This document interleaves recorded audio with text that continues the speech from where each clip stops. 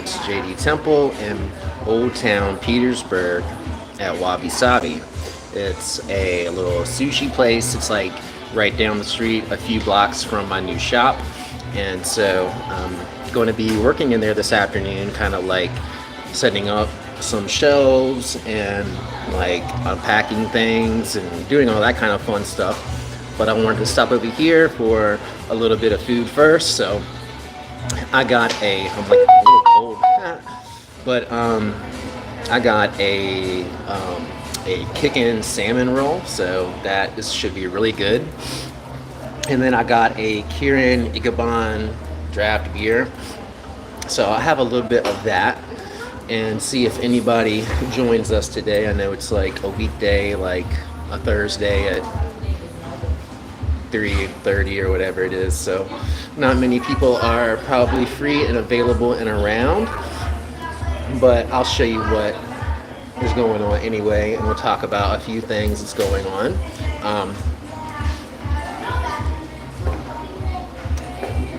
My website is going to be totally overhauled. I just hired somebody yesterday, a company that they're going to go in there and make it to where I can like add video and different things like that into it. So I'm really excited about that because I've had the same website now for like 5 years or so, and I made it myself. It's not like too terribly bad, but it's definitely time for it to be revamped. So that's going to be revamped. And with that being said, I know I talked about this earlier, but a lot of my ritual prices will be going up. I haven't really made a decision on how much the increase is going to be, but they are going to be increased. Like I said a few months ago, I haven't increased my prices in like a few years. It's probably been like 3 years. Oh, thank you. So that'll be happening. Hey, what's up, T-Man? But not that is really that big of a deal, because like I really try to make all of my services as affordable as I can. Let me put my sweater on because it is freaking cold in here. But I try to keep all of my services as affordable as I can and make them as accessible to as many people as I possibly can. Because the whole reason that I do what I do, of course, is to help people. Like first and foremost. Like whenever you get into doing stuff like this, that has to be your primary driving force behind it. Because of course, like when I first started doing this, I couldn't get anybody to want to pay me for my services. You have to do it for free, and you have to do it because you love doing it. And that really, like, that was the primary reason that I ever really got into like healing and magic in the first place, not just to help myself, but to help other people and to help like the world around me. Because like, thank you, wow, that looks so good, thank you, excellent. So check out this beautiful sushi roll here. Look at that, that's beautiful. So we're going to be eating that here in a second, but like there are a lot of very selfish people in the world, and like we're all guilty of it at some point or another, where we are all selfish at our core, and that is like a self-preservation type of instinct that's within us. But like you also have that instinct in you too to help others and to want to see the best for your fellow brothers and sisters. And that is really like why I got into healing, because I want to be able to help people. And like when you live your life in service to others, like trying to do nice, sweet things for other people, doing things that like you don't have to do, but you do it because you want to help others, or you want to help, like, see the best for them. You want to just do whatever you can to help them along on their journey. And that's like really what has been like my main motivating driving force throughout this thing. And now that like that I get paid to do it is like just a plus. It's just like a perk. So, you know, for all of you out there that are like aspiring magicians and healers and practitioners that, you know, are amazing, but you haven't put yourself out there yet and you want to do that, you know, just keep that in mind. Like that, being in service to others and helping people like that really will, that'll take you a long way.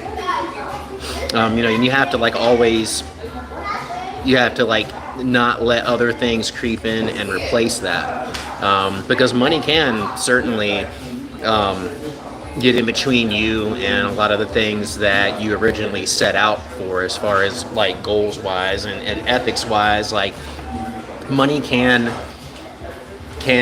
cause you to make decisions maybe that you wouldn't otherwise make, and you really have to have your ethics like firmly seated to make sure that that does not happen to you, because like it's, you know, it's always tempting.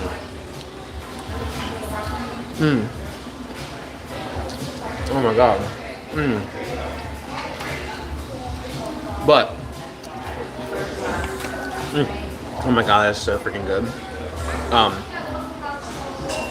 You know, like there's just like there's certain things magically that I'm not gonna do.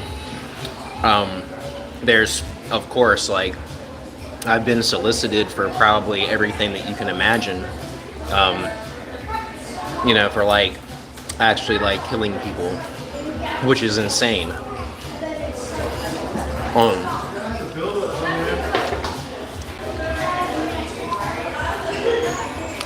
So yeah, like you can imagine the kind of stuff that like people will come to you with. A lot of it's like your normal like everyday like life situations and stuff, but every now and again though, you will get that crazy person that will be like okay, like I don't really know how to like go about asking you this, and I've only had it like twice really. The most recent one was like 3 years ago, and it was a lady that like wanted me to like kill her ex-husband, and she didn't really know how to like come out and ask me. I knew what she was gonna ask me, and I think that she knew that I knew, so she was kind of like asking me like, how do I make this proposal? And so I told her just to like come on with it, like just say it, like whatever it is, just say it. And she's told me that she wanted me to kill her ex-husband, and it didn't matter how, and it didn't matter like what would happen, it didn't matter like how much she would suffer, all of these things. And you know, so I didn't really like let her get that far into it, and I kind of cut her off like right away and was like, hey man, like I really didn't know like, I mean, and okay, so first of all, I told her like if I would even entertain this idea, that it would, you know, I think I like threw out like some crazy figure like $5,000 or $10,000 or something like that. And of course, like when it came down to it, the lady didn't even have any money anyway. But like, would I have done that? Like, heck no, there's no way. Like for no amount of money. And that's why you'll see that like on my platform, on my website, you don't see services like that offered. I don't hurt other people, and I'm definitely not going to like have you pay me to hurt other people. Like, if you want to do that, do it yourself. You can do it a million different freaking ways, and you probably do it all the time, every day anyway. You don't even realize it. So have at it, you know. But I saw someone in the chat a minute ago.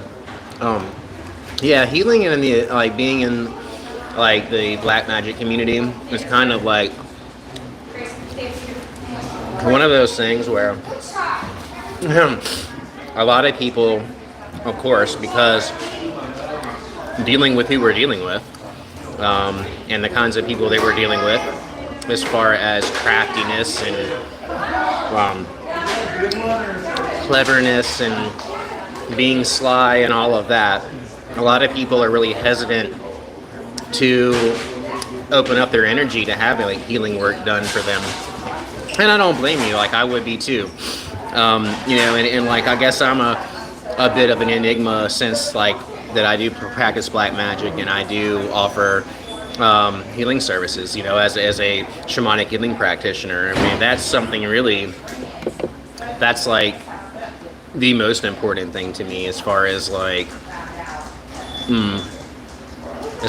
how important parts of my spiritual practice are. Like the healing part of it really is primarily like the most important and the number one aspect. The magic is awesome, but the energy work and the healing aspects of it is really like is what it has allowed me to do everything that I do, and is like what has like taught me the most about myself, and about like the world and other people.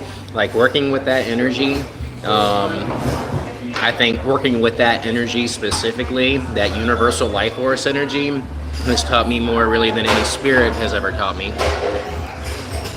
I'll definitely say that. But, you know, yeah, like, I know like a lot of people would be a little hesitant to go to like a black magic practitioner for healing work. And I would be too. I would say like, yeah, definitely be very, very, very careful with that. You would certainly want to do your homework on that individual that you would open up your energy to in that way, and make sure that you can, you know, that you can trust them, and make sure that you can trust them like personally, like how does it make you feel when you think about that person or you look at that person's picture? How does it make you feel like right away? Like as soon as you lay your gaze on that person's image, like what do you feel from it? Like that really needs to be the determining factor. And like that's really what I use for everything, because of course like my energy is going to protect me, and it's going to like let me know as soon as I lay my gaze on anything, like what's going on with it. I mean, there's like a total scan that takes place, an energetic scan, if you will, and that's going to let me know like, are you okay to mess with? Are you not okay to mess with? And then there's like a whole other basically like when I lock energy with somebody else, I'm basically like told everything about that person. I'm told everything about that person. Not really like as far as like intimate details go, but I get a very, very quick like 2-second energetic synopsis of what this person's all about, and if they're the kind of person that I would want intermesh in my energy or not, and to like what level and what degree would I allow it if I do allow it. I'm doing the serving dirt. So You stole my steak.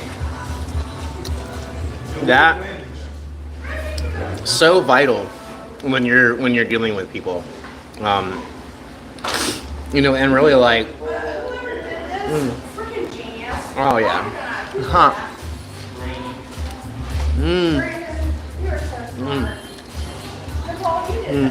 I'm gonna get lost in this for a minute.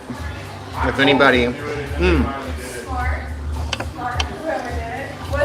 wants to say anything, you can, and I'll look. Mandy said she'd be able to do it as well. I need to shave today too, and I know my hair is a little messy. It's raining outside, and I'm sorry I didn't get all primed up for you. What up, Alvin? Yeah, it is so good. Like, look how beautiful that sushi is. So good. And like one sushi roll, that's like all you need, buddy.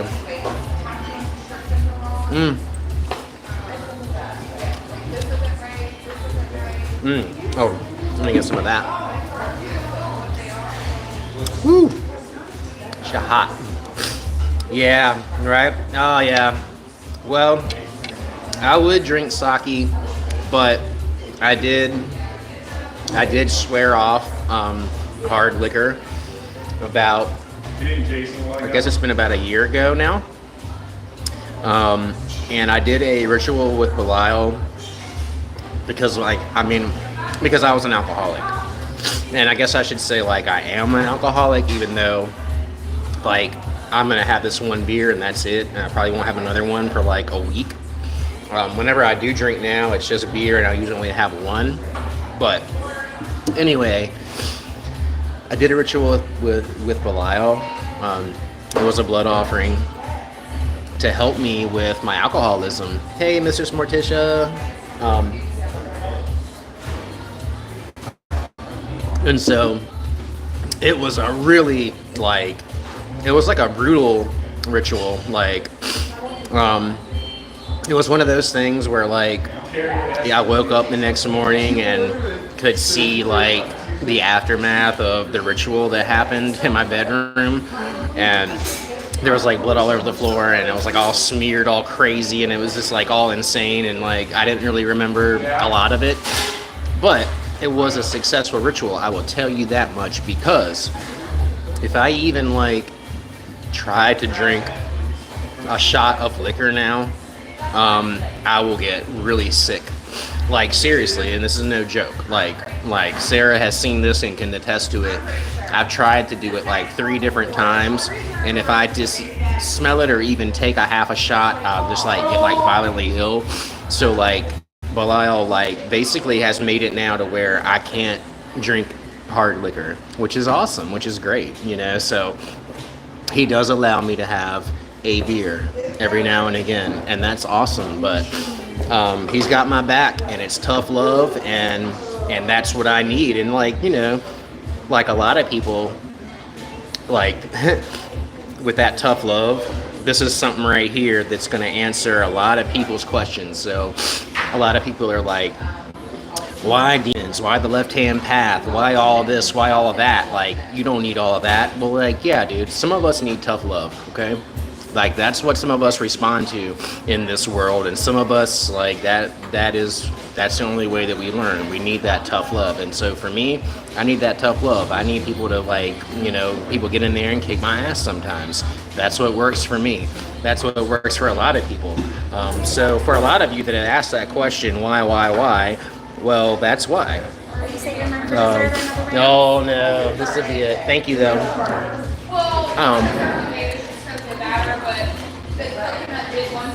One reason why. Anyways. Another reason why, for me anyways, what I discovered within working in the left-hand path and these demonic entities is one thing that I find that they're really, really, really, really, they do superbly well, is finding and exploiting someone's weakness, of course, but not just exploiting that weakness, but taking that weakness and making that the person's strength. Demons are amazing at this, at taking your weakest points and transforming them into your strongest points, your go-to clutch ally points that you have within you that can really help you to scale mountains. And that's what I find remarkable. Because that's really most people's biggest challenge, because you're only as strong as your weakest link, and when you can take your weakest link and make it your strongest one, then you're working with something. Let's finish this roll.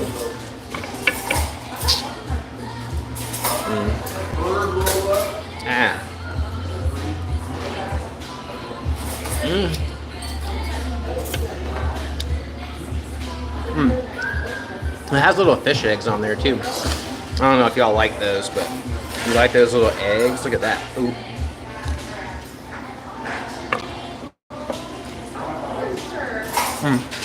Well, I'm gonna eat this last little roll, and then I'm gonna go over to my store beyond the Veil, right down the street over here, and I'm gonna start unpacking stuff.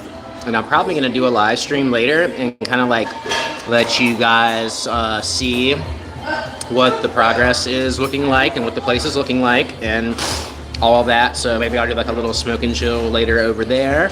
So yeah, can't wait for y'all to see it too. So I'm gonna eat this, and if you guys are hanging out later, you can check on the YouTubes and see if From the Light of the Darkness is streaming live from Beyond the Veil, the new store at 212 East Bank Street, Studio A, Petersburg, Virginia, baby. Yeah, you know what's up. All right, well, I'll see you later. I love all you guys. Thank you so much for coming. And smell my face. Smell it good. You know that's right.